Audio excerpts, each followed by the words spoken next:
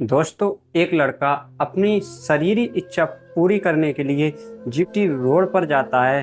वह देखता है कि वहाँ बहुत सारे कोटे होते हैं, लेकिन तभी वह एक कोटे के अंदर जाता है। वह जैसे ही अंदर जाता है तो एक खूबसूरत लड़की उसका आकर हाथ पकड़ लेती है और उससे कहती है, कहिए सेठ जी, क्या सेवा की जाए।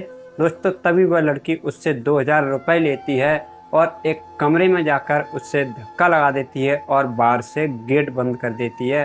दोस्तों, जब वह लड़का जो भी अंदर था उसे जैसे ही देखता है उसके पैरों तले जमीन खिसक जाती है। वह कहीं ना कहीं असमंजस में आ जाता है।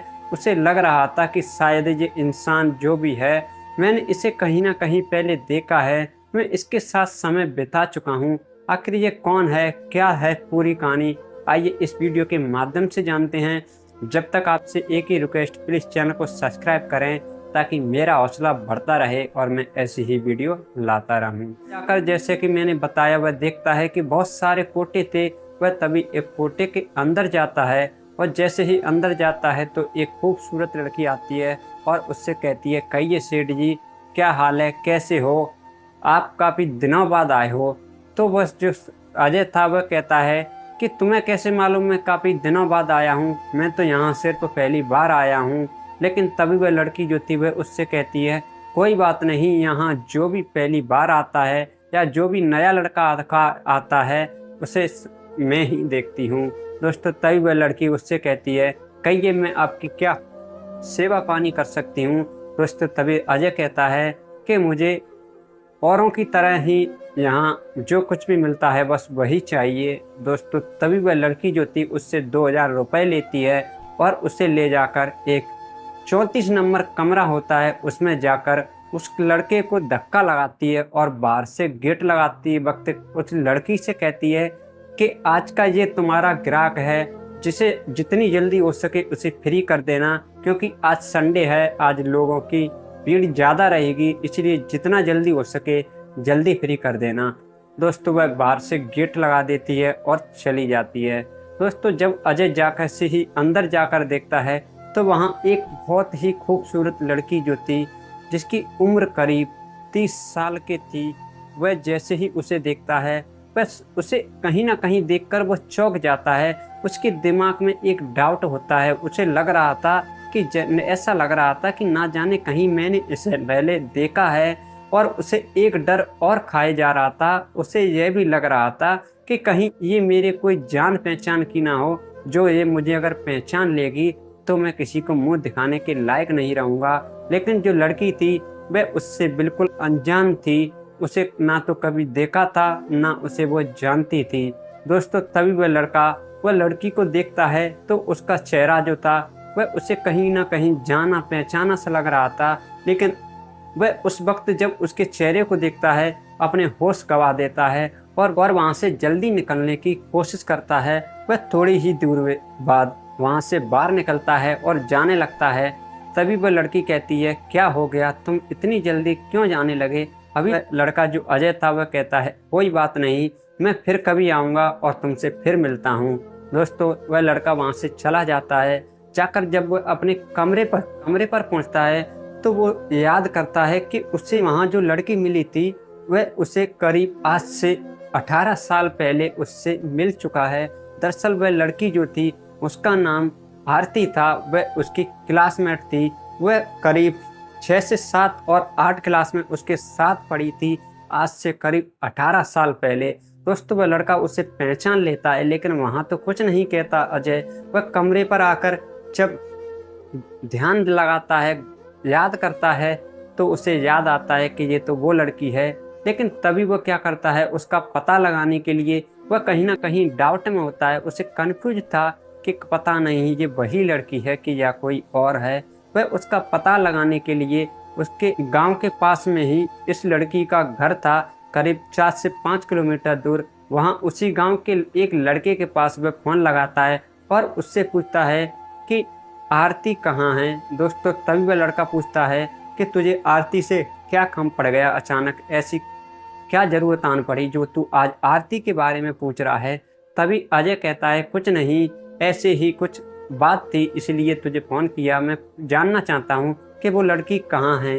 तभी वह लड़का जो था वह बताता है वह तो करीब आज से 17-18 साल पहले गायब हो चुकी है। उसके बाद उसे किसी ने आज तक नहीं देखा और ना ही उसका पता चला है कि आखिर वह गई तो गई कहाँ। दोस्तों तभी जो अजय का डाउट था वह पूरी तरह सच हो जाता है। सच में वह लड़की कोई और नहीं थी, वह आरती ही थी। वह क्या करता है कि फिर करीब 7-8 दिन बाद वह फिर से जाता है और उसी से जाकर आरती से मिलने के लिए कोटे की मालकिन से बात करता है। लेकिन उस दिन उसके पास इतने पैसे नहीं थे। तभी वह एक दूसरी लड़की से मिलता है और उससे कहता है कि मुझे आरती से मिलना है। तो वह लड़की जो थी उससे 100 रुपये लेती है और उसे आरती के पास जाकर छोड़ देती है। वह जाकर आरती को जैसे ही देखता है वह आरती उसे कमरे के अंदर बुलाती है। दोस्तों फिर क्या होता है, तभी जो अजय था वह आरती को पूछता है कि मैं तुमसे एक बात कहूँ, अगर तुम्हें डर ना लगे तो मैं तुमसे एक बात कहना चाहता हूँ। तभी वह आरती कहती है हाँ कहो क्या बात है। तो वह उससे पूछता है कि तुमने अपना नाम प्रियंका की जगह आरती क्यों रख दिया। मुझे पूरा विश्वास है तुम्हारा पहले का नाम प्रियंका है। दोस्तों जब आरती यह बात सुनती है फिर रोने लगती है। उसे लग जाता है कि शायद यह मुझे कोई ऐसा इंसान है जो मुझे आज से 18 साल पहले से जानता है और शायद मुझे इसने पहचान लिया है। और अब मैं करूं तो करूं क्या, अब मैं कहाँ जाऊं और किससे क्या कहूं। दोस्तों जब वह आरती इसके मुंह से यह शब्द सुनती है वह फूट फूट कर रोने लगती है। वह बताती है कि तुम कौन हो, आज से करीब 18 साल के अंदर मुझसे आज तो ना तक मेरे घर से कोई मिलने आया है, ना कोई मुझे ऐसा मिला है जिसे मैं जानती हूँ और ना ही मैं किसी को पहचान पाई हूँ, ना मुझे किसी तक आज तक यहाँ पहचान आया। दोस्तों तभी वह उससे पूछती है कि तुम कौन हो। तो वो अजय बताता है कि मैं तुम्हारा क्लासमेट हूँ, याद करो मैं तुम्हारे साथ 6, 7 और 8 क्लास में पढ़ा हूँ। लेकिन फिर आरती जो थी वह कहीं ना कहीं उसे पहचान नहीं पाती। तो अजय जो था वह अब उसके साथ की कुछ लड़कियों के नाम बताता है और अपने यार दोस्तों के नाम बताता है। तो आरती उसे पहचान जाती है। जब उसे पहचान जाती है तो अजय उससे पूछता है कि तुम यहाँ कैसे आ गई, आखिर तुम्हारे साथ ऐसा क्या हुआ कि तुम यहाँ ये सब करने लगी।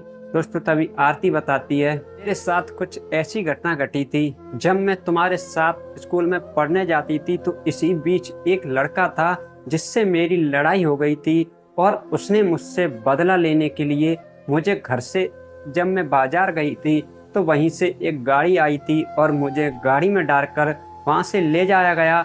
करीब 6 महीने तक मुझे यहाँ तक सूर्य तक नहीं देखने को मिला था। उन्होंने मुझे एक ऐसे कमरे में बंद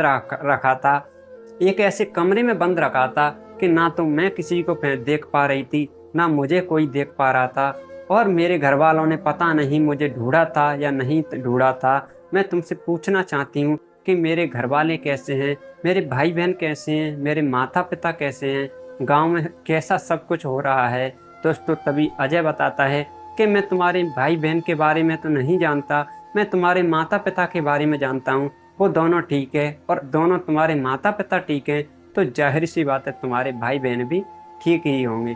दोस्तों जब आरती उसके मुँह से यह शब्द सुनती है वह कहीं ना कहीं अपने आप को एक खुशी महसूस करने लगती है। अजय आरती से पूछता है कि तुम यहाँ से कभी निकलने की तुमने कोशिश नहीं करी।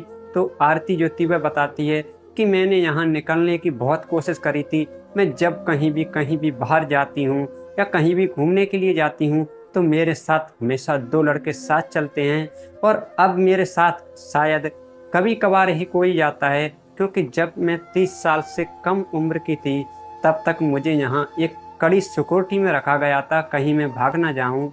और मेरी उस वक्त बहुत ज़्यादा वैल्यू भी थी। लेकिन जब से मेरी 30 साल से उम्र ज़्यादा हुई है तब से ना तो मुझ पर कोई ध्यान देता है और मैं बहुत परेशान रहने लगी हूँ, क्योंकि उम्र जब ढलती है तो कोई नहीं देखता। आज ऐसा ही मेरे साथ यहाँ सब कुछ हो रहा है। दोस्तों अजय जब उसके मुंह से यह शब्द सुनता है वह भी रोने लगता है। तभी अजय उससे कहता है कि मैं तुम्हें यहाँ से बाहर ले जाना चाहता हूँ, तुम्हें तुम्हारे घर वालों से मिलाना चाहता हूँ, मैं तुम्हें अपने घर ले जाना चाहता हूँ। दोस्तों तभी आरती जब उससे यह शब्द सुनती है वह कहती है भला मैं तुम्हारे साथ क्या करूँगी, मैं बाहर जाकर लोगों से क्या कहूँगी, तुम्हारी भी बेइज्जती होगी और मेरी भी बदनामी होगी, और मैं जब घर पर जाऊँगी तो लोग मेरे घर वालों को भी ताना मारेंगे। इससे अच्छा है कि प्लीज़ मुझे सिर्फ तुम एक बार मेरे घर वालों को मुँह दूर से ही दिखा दो। दोस्तों तभी अजय जो था वह उससे कहता है कि अगर तुम बुरा ना मानो तो मैं तुम्हें हमेशा हमेशा के लिए अपने पास रखना चाहता हूँ। तो आरती उससे कहती है कि भला तुम मुझे अपने पास रखकर क्या करोगे, तुम्हारी बीवी होगी, बच्चे होंगे, वह सब जब मुझे तुम्हारे साथ देखेंगे वह कहीं ना कहीं तुमसे लड़ने झगड़ने लगेगी।